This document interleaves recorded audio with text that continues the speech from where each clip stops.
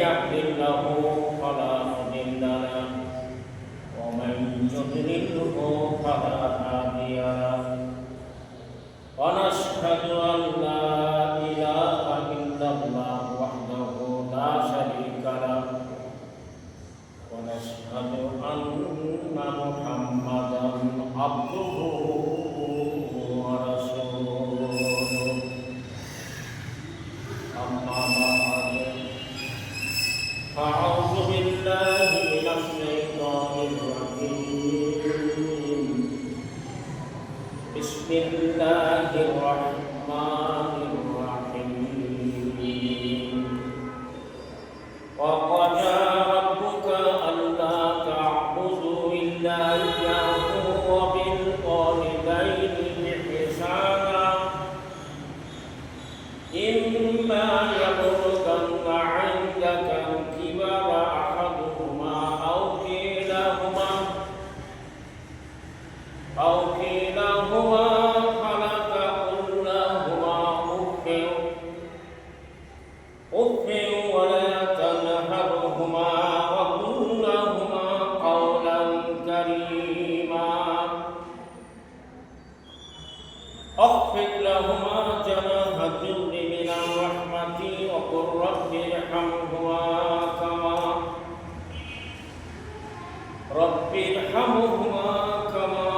ربياني صغيرا ربكم أعلم بما في نفوسكم إن تكونوا صالحين فإنه كان للأوابين غفورا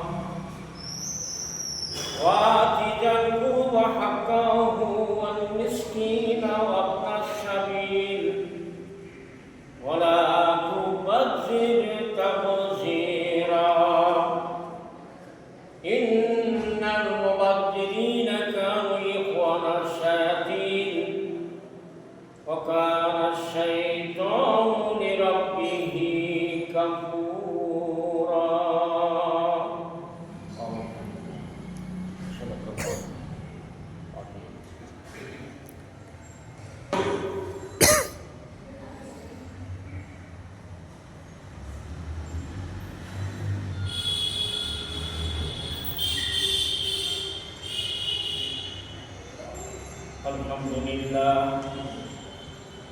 الحمد لله نحمده ونستعينه ونستغفره ونؤمن به ونتوكل عليه ونعوذ بالله من شرور أنفسنا ومن سيئات أعمالنا من يهده فلا مضل له ومن يضلله فلا هادي له وأشهد أن لا إله إلا الله وحده لا شريك له وأشهد أن محمدا عبده ورسوله الذي أرسله بالحق بشيرا ونذيرا وداعيا إلى الله بإذنه وسراجا منيرا أما بعد فأعوذ بالله من الشيطان الرجيم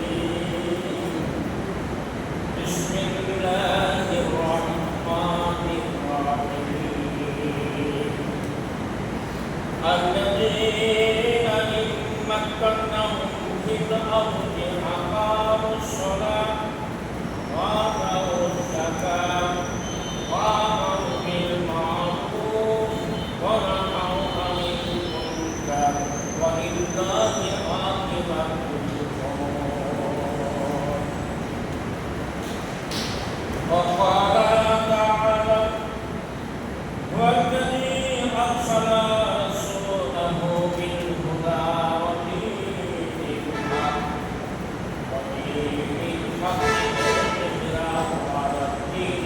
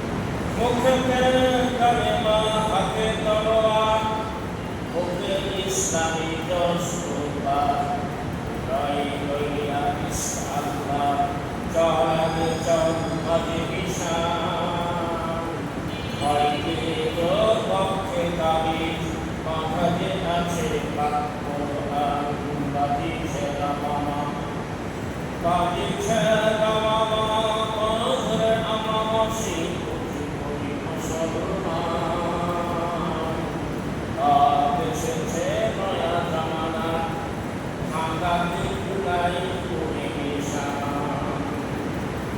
মহিমরাজি ভোগ বিলাসে সাহারা ছিল কামদের ভিখারির দেশে খলিফা জানে শাসন করিতে থাকা জাহান তারা আজ কবরে ঘুমাই বেহোশ বাহিরে বলিছে তাকুমান বাহিছে তামাম বাহিছে তামাম বাঁধরে আমামা সে কুচু করি মুসলমান আজ এসেছে নয়া জামানা ভাঙা দিউটাই করে নিশান ঘুমিয়ে কাজা করেছ ভজন তখনও জাগনি যখন জহর ঘুমিয়ে কাজা করেছ ভজন তখনও জাগনি তখন জহর খেলায় খেলায় কেটেছে আসর বাকি বেরোয় সোনা যান জমাতে স্বামীর হওরের সাথে কামাতে এখনো আছে স্থান বাজিছে দামামা বাজিছে দামামা মাধুরে আমামা সে কুচু করি মুসলমান রাত এসেছে নয়া জামানার ভাঙা দিউটাই করে নিশান শুক্র উকিরে সম্বল করে যে শক্তি আছে প্রাণের জোরে ফিরেছি সমর্থন করে সে শক্তি আর ফিরিয়ে না আল্লাহু আকবার হে কোনো কাপুর বিশ্ব দুর্বিমান বাজিছে দামামা বাজিছে দামামা বাঁধরে আমামা সে কুচু করি মুসলমান আজ এসেছে নয়া জামানা ভাঙা দিউটাই করে নিশান সম্মানিত ইমাম সাহেব মুয়াজ্জিন সাহেব সম্মানিত মুসলিমবৃন্দ শুরুতেই জগৎ সমিতির রব আল্লাহ সুবহানাহু ওয়া তাআলার শুকরিয়া আদায় করছি আলহামদুলিল্লাহ অতঃপর প্রতি রাষ্ট্র বিশ্ব মানবতার মুক্তির সনদ মহান শিক্ষক ইনসানি কামিল সর্বদিকে সর্বকালের সর্বশ্রেষ্ঠ মহামানব মুহাম্মদুর রাসূলুল্লাহ সাল্লাল্লাহু আলাইহি ওয়াসাল্লামের কওল মুবারকে অগণিত দুরূদ ও তাসলিমাত সাল্লাল্লাহু আলা মুহাম্মদ সাল্লাল্লাহু আলাইহি ওয়াসাল্লাম আল্লাহুম্মা সাল্লি আলাইহি আল্লাহুম্মা বারিক আলাইহি মুসলিমবৃন্দ আজকে মহররম মাসের তৃতীয় জুমাবার জুমার দিনে অনন্য কিছু বৈশিষ্ট্য আছে এই বৈশিষ্ট্যগুলোর মধ্যে হচ্ছে মুসলিমদেরকে খুতবা শুরু হওয়ার আগেই উপস্থিত হওয়া এই ওয়াজ যতই করে কাম যা হওয়া তাই হচ্ছেও তাই বছরের পর বছর যুগের পর যুগ শতাব্দীর পর শতাব্দী এই ব্যাপারে দৃষ্টি আকর্ষণ করা হলেও অবস্থার পরিবর্তন নেই কেননা এ সমস্ত বিষয়ে বাধ্যতামূলক সিদ্ধান্ত নেই এই কারণে ইসলামের বিধিবিধান বাধ্যতামূলক এটা যদি বাধ্যতামূলক হতো এই খুতবা শুরু হওয়ার আগে হাজিরা না দিলে এই পানিশমেন্ট হতো এই জরিমানা হবে ইত্যাদি ইত্যাদি তাহলে ঠিক থাকে এমনি আমকামটা করে বললে কাম হবে না আর মৌলভী দিয়ে কাম হবে লাগবে এসআই স্বামী স্ত্রী একজন বড় করতে হবে আইন প্রয়োগকারী সমস্যার একটা লোক জমার অন্য বৈশিষ্ট্য বেশি জমার দিনের অন্য বৈশিষ্ট্য খুতবা শোনা কেমন পছন্দ খুতবা যারা সম্প্রদায় তখন নিয়তি করে নিয়ে আসা এখন তো বাড়িতে আছে আর এখানে খুতবা শুনে এই সমস্ত ভাবভক্ত হলে মসজিদ ভিত্তিক সম্মিলিত সিদ্ধান্ত লাগবে মুসলিম ইমামের নেতৃত্বে মুয়াজ্জিনের সাথে করে মসজিদে নিয়ে সিদ্ধান্ত হবে মসজিদে গবেষণা হাজিরের ব্যাপারে এই সিদ্ধান্ত নিয়ে যেতে হলো বাইরের জন্য মসজিদ এলেবেলে মসজিদ হওয়ার কথা নয়, মসজিদ হচ্ছে মারকাজ। সম্মানিত মুসল্লিবৃন্দ, আজকে খুতবা আলোচনার জন্য সূরা হজ এর 41 নম্বর আয়াত, সূরা তওবার 33 নম্বর আয়াত তেলাওয়াত করেছি। সূরা তওবার যে আয়াত আমি তেলাওয়াত করেছি, অনুরূপ আয়াত সূরা সফে 9 নম্বরে আছে, সূরা ফাতহাতে 28 নম্বর আয়াতে আছে। তর্জমা করে বিষয়টি আকর্ষণ করব। আমি প্রথমে সূরা তওবার 41 নম্বর আয়াতের তর্জমা করছি। মসজিদে আসলে কিনা ওই দিকে তাকাবার টাইম নেই। জুমার দিনে জুমার খুতবার সময় সীমাবদ্ধ। এই সময়ের মধ্যে খতিবকে তার খুতবার আলোচনা সমাপ্তি টানতে হবে। সূরা হজ আয়াত নম্বর 41।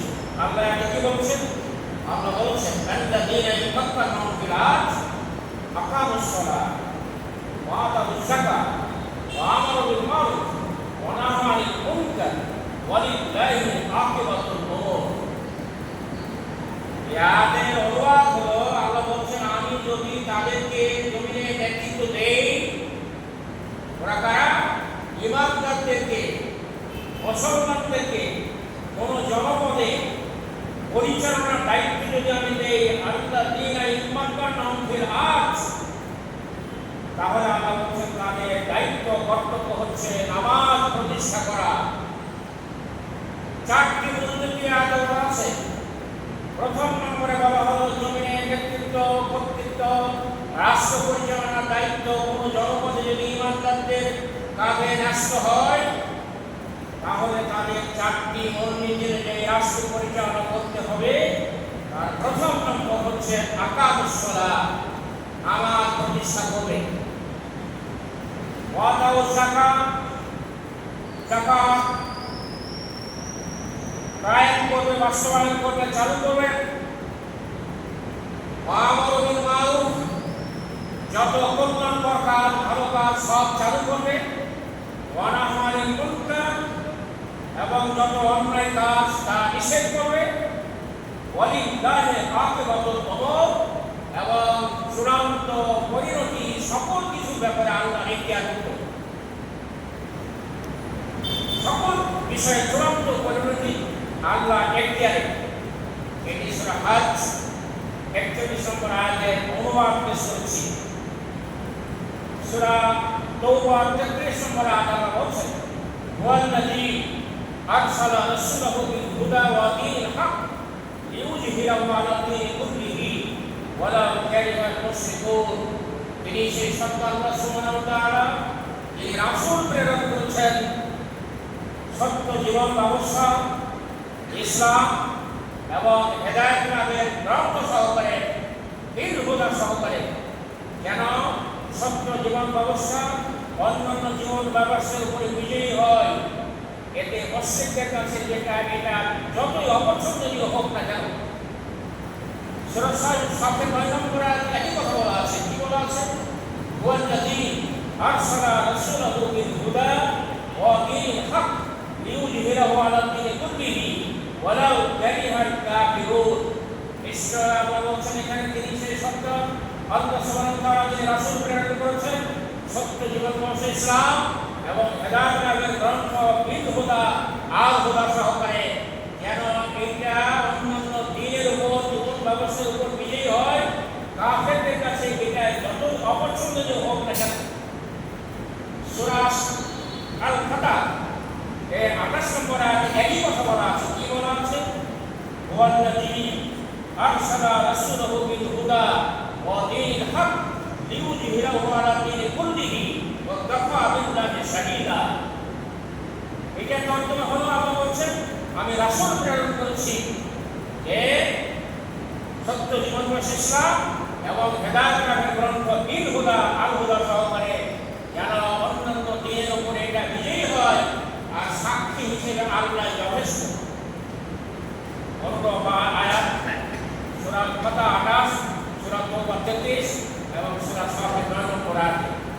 সূরা হজ 41 নম্বর আয়াত আগেই তর্জমা করা হয়েছে। মুসলমান মহাগ্রন্থ আল কোরআন মহান রবের পক্ষ থেকে নাজিলকৃত কিতাব। এই কোরআনুল কারীমের মধ্যে যত কথা আছে সব আল্লাহ রব্বুল আলামিন কোরআনুল কারীম নাজিল করে দিয়ে শুরুতেই বলে দিয়েছেন যালিকাল কিতাব লা রাইবা ফি, এই সেই কিতাব যাহাতে কোনো সন্দেহ নেই, সন্দেহমুক্ত কিতাব মহাগ্রন্থ আল কোরআন। সম্মানিত মুসলমানবৃন্দ, আপনাদের দৃষ্টি আকর্ষণ করে বলতে চাই, সেটি হলো আজকে গোটা বাংলাদেশের মানুষ তথা গোটা দুনিয়ার মানুষ বাংলাদেশের সংসদ শুনছে। সংসদের ভিতরে এবং বাহিরে কথা যা হয় আমরা সবাই শুনতে পাই। সেখানে একটি কথা উঠেছে, মসজিদে রাজনীতি করা যাবে না। এই নিয়ে ট্রেজারি দেশ থেকে সরকারি দলের পক্ষ থেকে ময়দানে বলা হচ্ছে, জাতীয় সংসদের সদস্য পর্যন্ত এরকম কথা বলছেন, মসজিদে রাজনীতি করা যাবে না। আমি বিষয়ে দৃষ্টি আকর্ষণ করতে চাই, মসজিদে রাজনীতি করা যাবে না, অর্থাৎ মসজিদে কোরআনের কথা বলতে হবে, বলা যাবে। কারণ এই মসজিদ আল্লাহর ঘর, যত কথা আছে সব আল্লাহ, আল্লাহর কথা আল্লাহর ঘর মসজিদেই হবে। একথা বলে মাঠে বিভেদ সৃষ্টি করার একটা পায়তারা চলছে। এইটাকে রুখে দেওয়ার জন্য বাংলাদেশের সকল মসজিদে খতিব বলি যথেষ্ট, যদি তারা একই ভাষায় কথা বলে। কিন্তু আমার দেশে দুঃখজনক হল সত্য যে বুকের পাটা শক্ত করে জাতির সামনে কোরআনের কথা স্পষ্টভাবে পেশ করার যোগ্যতা সম্পন্ন, সাহসিকতাপূর্ণ, বীরত্বপূর্ণ ভূমিকা রেখে খতিবগণ কথা বলবে, এটা খুব কমই নজরে পড়ে। কেন পড়ে? সবসময় ইমাম এবং খতিবদের চাকরি চলে যাওয়ার ভয় থাকে, বেতন বন্ধ হওয়ার ভয় থাকে। এই মানসিকতা কাজ করে বলেই হক প্রকাশ করতে পারে না। সকল খতিবগণের উচিত যথাযথভাবে কোরআনের হক আদায় করে প্রেক্ষাপটের আলোকে সময় উপযোগী কথা বলতে হবে। সম্মানিত মুসলমানবৃন্দ, আজকের পার্লামেন্টে ক্ষুদ্র পরিসরে হলেও আপনারা জানেন 1986 সালের পার্লামেন্টে তৎকালীন সময়ে জামায়াত ইসলামী 10 জন পার্লামেন্টারিয়ান ছিলেন সংসদ সদস্য। নাচল এলাকার মাওলানা ওবায়দুল্লাহ মরহুম তখন পার্লামেন্টে ছিলেন। প্রধান হিসেবে, দলীয় প্রধান হিসেবে ওদারবাড়ির এমপি অধ্যাপক মজিবুর রহমান সাহেব 86 সালে ছিলেন। এবারেও পার্লামেন্টে উনি আছেন, তার জন্য অনেক অনেক দোয়া। ওই সময়ের পার্লামেন্টে নামাজের বিরতি ছিল না, মর্মে নামাজের বিরতির নোটিশ দিয়ে ওই সময় নামাজের বিরতি জামাতের এমপির মাধ্যমে পাস হয়ে গেছে। পার্লামেন্টের কার্য বিবরণীতে লিখিত আছে এবং এটা বাস্তবায়ন হয়। আমি ব্যক্তিগতভাবে পার্লামেন্টে 92 সালে গিয়ে নামাজের বিরতিতে নামাজ পার্লামেন্ট সদস্যদের গ্যালারিতে পড়ে এসেছি, আমি তার চাক্ষুষ সাক্ষী। এবারের পার্লামেন্টে ক্ষুদ্র পরিসরে হলো স্পিকারকে মাথা কুর্নিশ করে মাথা নুইয়ে প্রবেশ করার বিধানটি বাতিল হয়ে গেছে আলহামদুলিল্লাহ। অধ্যাপক মজিবুর রহমান সাহেবের নোটিশের মাধ্যমে আলহামদুলিল্লাহ মাথা নুইয়ে পার্লামেন্টে ঢোকা এটি বাতিল হয়েছে। পার্লামেন্টের মানব রচিত আইন ছুঁড়ে ফেলে দিয়ে আল্লাহর আইনের ভিত্তিতে সমাজ, রাষ্ট্র, ব্যক্তি, পরিবার পরিচালনার জন্য পার্লামেন্টে আইন এনে এটাকে পাস করে নেওয়ার ব্যাপারে অধ্যাপক মজিবুর রহমান সাহেব দীর্ঘ বক্তৃতা করেছেন। এজন্য তার জন্য অনেক শুভকামনা রইল। আমি এই বিষয়ে দৃষ্টি আকর্ষণ করতে চাই, সেটি হলো কোরআনকে আমাদেরকে জানতে হবে, কোরআন আমাদের বুঝতে হবে। যদি মনে করেন আমরা কোরআন জানবো, কোরআন বুঝবো, কোরআন শুনবো, কিন্তু কোরআন বাস্তবায়ন করবো না, তাহলে কি বিপদ হতে পারে? মনে করেন কোরআন শুনলাম, কোরআন জানলাম, গবেষণা করলাম, বুঝলাম, অনেক পণ্ডিত হলাম, কিন্তু বাস্তবায়ন করলাম না, কাজে পরিণত করলাম না, তাহলে কি হবে? ভালো করে শুনুন, ঈমানের মৌলিক সংজ্ঞা হচ্ছে তাসদিক বিল জিনান, ইকরার বিল লিসান, আমাল বিল আরকান। ইসলামের, কোরআনের, হাদিসের, আল্লাহ এবং রাসূলের নির্দেশনাগুলোকে আমাদেরকে তাসদিক বিল জিনান, অন্তরে বিশ্বাস করতে হবে গভীরভাবে। ইকরার বিল লিসান, জবানে ঘোষণা করতে হবে।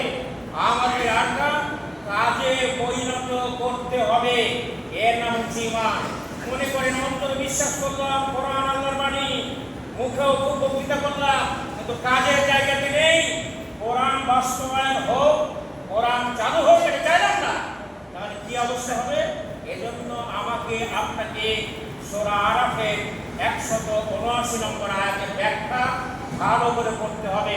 আমি শুধু আয়াত তেলাওয়াত করে দেব, তর্জমা করে দেব, ব্যাখ্যা দেখানোর দায়িত্ব আপনাদের, আমাদের সকলের।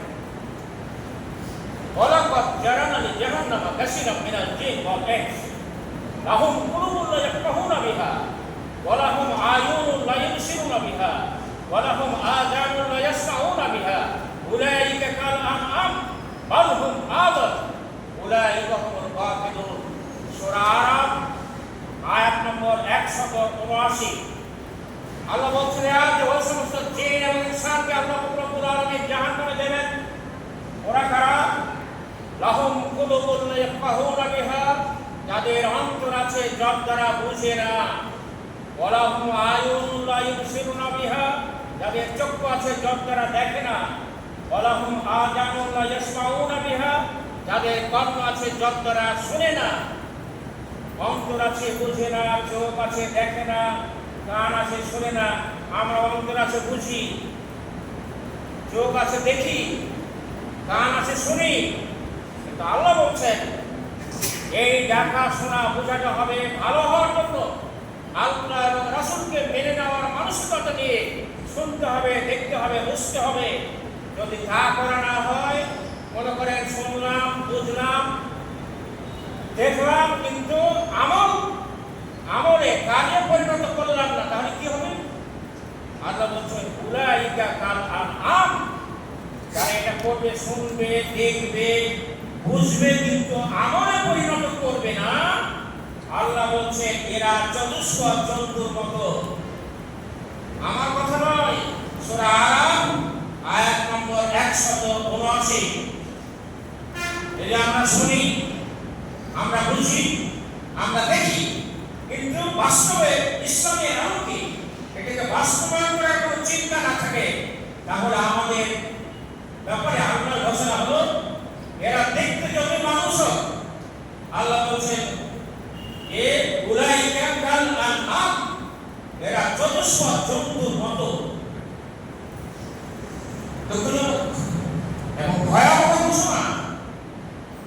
আমাদের দেখলে তো মানুষের মতো মনে হয়, কিন্তু আল্লাহ বলছেন তুমি দেখতে যত মানুষের মতো হও, যত ভিভিআইপি তোমাকে আখ্যা দেওয়া হোক, তুমি যদি কোরআনের পক্ষে না হও, রাসূলের আদর্শের পক্ষে যদি তুমি না হও, কোরআনের যদি কর্মকাণ্ড যদি তোমাকে পরিচালিত হয়, আল্লাহ রাসূলের বিধিবিধানের বাইরে যদি তোমার জীবন পরিচালিত হয়, তুমি দেখতে মানুষ হলে আল্লাহর ঘোষণা হচ্ছে উলাইকা কাল আনআম,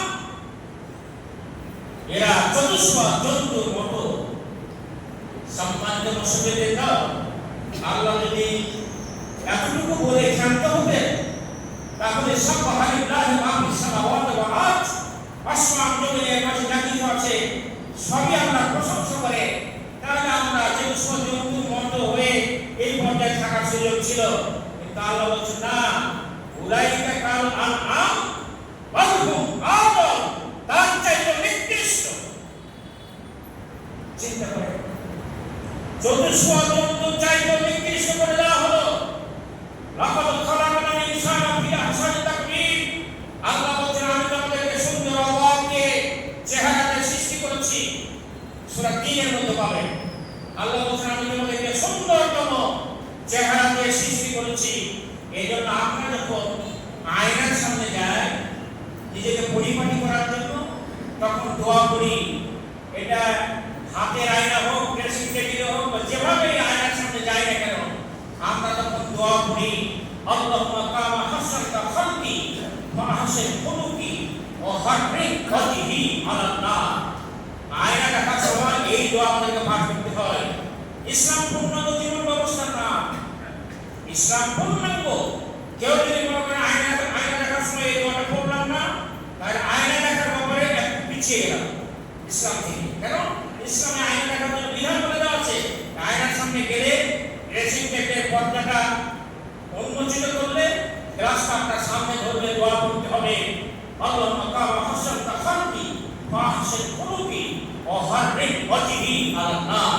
হে আল্লাহ, তুমি আমার চেহারাকে যেমন সুন্দর করেছো, ওই যে সূরা ৩ আয়াত বলছে লাকাদ খালাকনাল ইনসানা ফি আহসানি তাকওয়িম। সুন্দর আওয়াজ দিয়ে, সুন্দর চেহারা দিয়ে তোমাদেরকে সৃষ্টি করা হয়েছে। আয়াত একটা দোয়া দিয়ে মিলে গেল। কি বললাম? হে আল্লাহ, তুমি আমার চেহারাকে যেমন সুন্দর করেছো, আল্লাহুম্মা কামা হাসানতা খালকি ফাহসিন খুলুকি, আমার চরিত্রকে তেমনি ভাবে সুন্দর করে দাও এবং আমার চেহারাকে জাহান্নামের আগুন থেকে বাঁচাও। সম্মানিত মুসল্লিবৃন্দ, আল্লাহর বিধিবিধান জানার পরে, বোঝার পরে, দেখার পরে, শোনার পরে যদি বাস্তবায়ন করা না হয়, তাহলে আমাদের পরিণতি হবে চতুষ্পদ জন্তুর চাইতেও নিকৃষ্ট। উলাইকা কাল আনআম বাল হুম আদাল, তার চাইতেও নিকৃষ্ট। উলাইকা হুমুল গাফিলুন, এরা হচ্ছে উদাসীন, বেখবর, গাফিল। মুসল্লিবৃন্দ, কোরআন এবং হাদিস নিয়ে মস্করা করলে হবে না। নাম যদি আব্দুর রহমান হয়, নাম যদি আব্দুল গাফফার হয়, আব্দুল করিম হয়, আব্দুল সাত্তার হয়, তাহলে বুঝতে হবে আমি আপনি মুসলিম। মুসলিম হিসেবে দায়িত্ব হচ্ছে আল্লাহর জমিনে আল্লাহর দ্বীনকে বাস্তবায়ন করার জন্য কোনো একটা লেভেলে দাঁড়িয়ে থাকা। সমর্থক হলেও ইসলাম কায়েমের পক্ষে থাকতে হবে। বাংলাদেশের পার্লামেন্টের জন্ম হয়েছে ৭১-৭২ সালে, সংবিধান হয়েছে দেশ স্বাধীনের। আজকে ২৬ সাল পর্যন্ত এসে কোরআনের একটি আয়াত বাংলাদেশের সংবিধানে রাষ্ট্রীয়ভাবে হ্যাঁ জয়যুক্ত হয়েছে বলে ঘোষণা হলো না। দুঃখজনক। আল্লাহর আদালতে দাঁড়িয়ে আমাদের প্রত্যেককে জবাব দিতে হবে যা যা জায়গা থেকে, সে যত বড়ই হোক অথবা যত ছোট হোক না কেন, উত্তর অবশ্যই দিতে হবে। এই জনপদে আল্লাহর জমিনে আল্লাহর দ্বীন প্রতিষ্ঠা না হওয়ার পিছনে কি কি কারণ ছিল, পাড়ার হোক, মহল্লার হোক, ডাঙ্গাপাড়ার হোক, কুয়েত পাড়ার হোক, মালয়েশিয়ার হোক, যেখানকারই হোক না কেন, হাড়ির পরে ডাঙ্গাপাড়া হলেও জিজ্ঞেস করা হবে আল্লাহর জমিনে আল্লাহর দ্বীন এই বাংলাদেশে কেন প্রতিষ্ঠা হওয়া নাই, তোমার ভূমিকা কি ছিল, ডাঙ্গাপাড়ার লোক তুমি বলো। বিষয়টা তো সহজ নয়। আল্লাহর জমিনে আল্লাহর দ্বীন প্রতিষ্ঠা না থাকার কারণে নামাজ আজকে ঠিক হয়েছে, তাই তো ফজরের মুসল্লি হয় না। কথা বলেন না? ঘুমিয়ে কাজা করেছে ফজর, তখনও জাগুনি যখন জোহর, খেলায় খেলায় কেটেছে আসর, মাগরিবের শোনো আজান, জামাতে শামিল হও এর সাথে, এশা জামাতে আছে এখনো স্থান। দেখেন না, নামাজের যখন আহ্বান করা হয়, এটি চূড়ান্ত আহ্বান। আমাদের আজানের পরে যে দোয়া, আল্লাহুম্মা রাব্ব হাযিহি দাওয়াতি তাম্মা ওয়াস সালাতিল কায়িমা, এই চূড়ান্ত আহ্বান।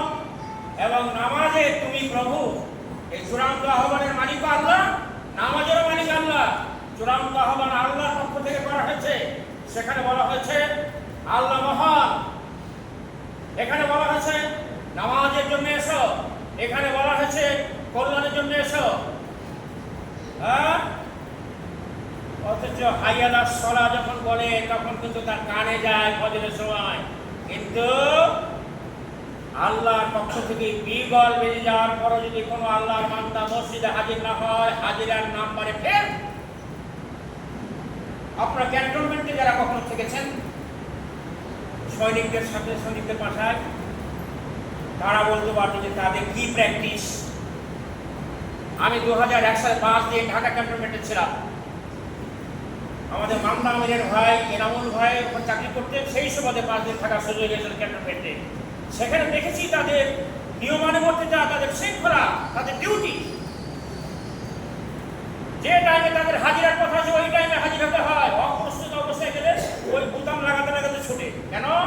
বিহগল বেজেছে, তাকে যথাসময় হাজির হতে হবে, নাহলে ডিপার্টমেন্টের শাস্তির ব্যবস্থা আছে। আর আল্লাহর পক্ষ থেকে চূড়ান্ত আহ্বান করা হলো, মসজিদে আহ্বান করা হলো গাছ গায়, আবার জান্নাতের জন্য বসে আছে, জান্নাত দেবে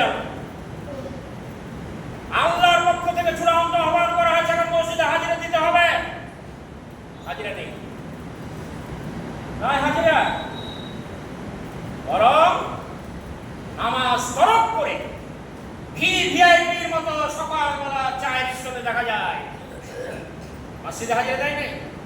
নিশ্চিতভাবে জেনে রাখেন তার উপর আল্লাহ সন্তুষ্ট নেই। দুনিয়ায় হয়তো অনেক সুবিধা তার জন্য আল্লাহ বরাদ্দ করতে পারে, ইসলাম বিরোধীদের জন্য অনেক সুবিধা দুনিয়া আছে, কারুনের অনেক সম্পদ ছিল, কিন্তু এই বলে তাকে মর্যাদা দেওয়া হয়েছিল এটি ভাবার কোনো কারণ নেই। কাজেই নামাজের ব্যাপারে যত্নবান হতে হবে। কিভাবে হতে হবে? ইন্নাস সালাতা কানাত আলাল মুমিনিনা কিতাবাম মাওকুতা। আল্লাহ বলছেন নিশ্চয় নামাজ ফরজ, নির্ধারিত সময়ে নির্ধারিত নিয়মে ফরজ। বা জামাত তাকবীরে উলার সাথে নামাজে দাঁড়াবার মানসিকতা তৈরি করতে হবে। জান্নাত তো ফার্স্ট ক্লাস চাই। জুমার দিনে প্রথমে আসলে উটের নেকি, দম্বার নেকি, খাসির নেকি, এইভাবে কত নেকি কই প্রতিযোগিতা করে তা আমি আসলাম না, চিরকাল পিছনে আসি, এগুলো গায়ে লাগে না। কিন্তু সেই দিন পস্তাতে হবে যেদিন শুধু চলবে নেকির খেলা, সেদিন টাকার খেলা চলবে না। এই জন্য মুসলিমবৃন্দ, আমরা আজকের একবিংশ শতাব্দী 2026 সালের এই সময়কালে এই খুতবার মাধ্যমে বারবার অন্তর্বর্তী সরকারের সময় এই মসজিদে অন্য মসজিদে বলেছে একটি আয়াত হলো পার্লামেন্টে এবার পাস করে ছাড়তে হবে, সেটি হচ্ছে সূরা হজ আয়াত নম্বর 41। সেখানে কি বলা আছে, যেটি তর্জমা আগে করেছি, লেখা যারা তাদের জন্য আবার করছি।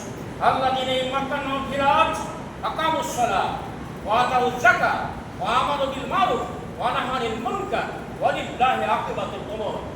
আল্লাহ বলছেন জমিনের নেতৃত্ব, কর্তৃত্ব, রাষ্ট্র পরিচালনার দায়িত্ব যদি আমি ইমানদারদেরকে দেই, মুসলমানদেরকে দেই, আজকে পার্লামেন্ট চলে, অধিকাংশ মুসলমানরা আছে, তাহলে কোরআনের আইন চালু করতে দেরি হচ্ছে কেন?